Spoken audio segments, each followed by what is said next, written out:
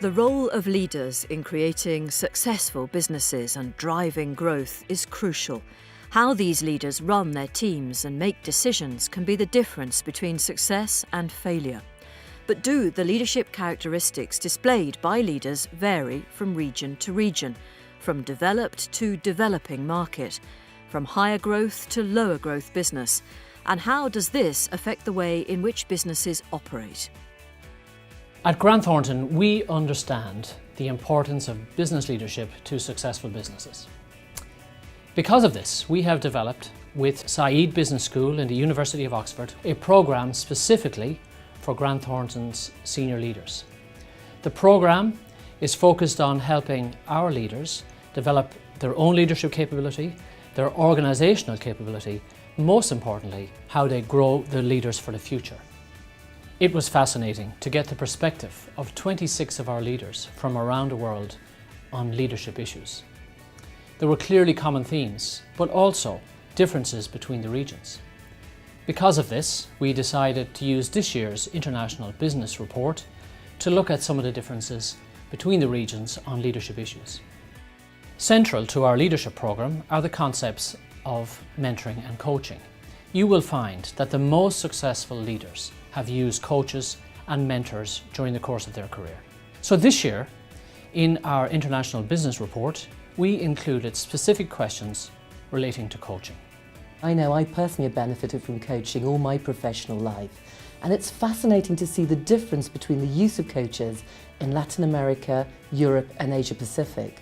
If you look at Latin America and Asia Pacific, huge volume of people using coaches on a regular basis. And yet, when you come to Europe, it's much below the global norm. So when you look at Latin America and the Far East, you can see that they value intuition and creativity within that business environment. And yet, when you come to Europe, you don't see the same pattern emerging. So you get two distinct types of leadership. There's the modernists like Brazil, Vietnam, the Philippines and Thailand, which have an incredible ability to value intuition and creativity. And the more traditionalist approach can be found in countries like Germany, France and the UK, and also in Spain, where again, intuition and creativity appears to be slightly less valued. In the IBR research, we also asked about people who are in senior positions, and particularly women in senior positions. And it was probably no surprise to see that in the Far East and Latin America, there's far more women achieving those senior roles. It is no coincidence that we've got this great link between acceptance of coaching, intuition, creativity and women getting to the top in their countries. At Grant Thornton, we work with dynamic organisations all over the world. These are the fastest growing, most agile, most ambitious businesses and most open to change and use of new techniques. We identified these high growth or dynamic businesses in the survey using 8 performance indicators. In the UK, we find that the vast majority of dynamic organisations are mid-market companies, and they're really driving economic growth in the country.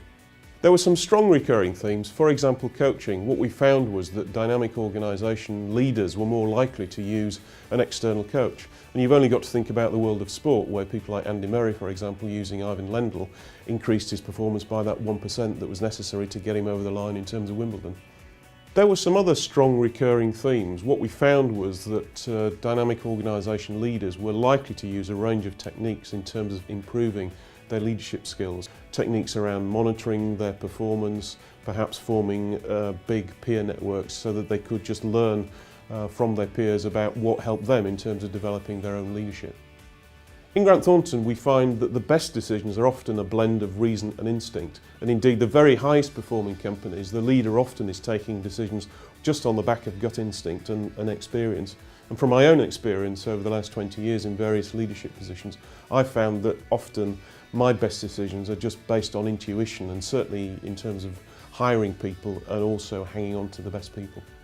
Grant Thornton's leadership survey has shown how leaders in dynamic organisations operate, adopting a more open and collegiate style. It also shows the impact that women are having on the models of leadership in emerging markets. So what are the top attributes associated with good leadership? Our research shows there are a number of key attributes essential for good leadership. Top of the list is integrity or trust, which is vital in any business. You need to earn people's trust through your behavior. A positive attitude ranks second in the survey. Leaders need to be optimistic and enthusiastic. They must show a passion for their business and its growth.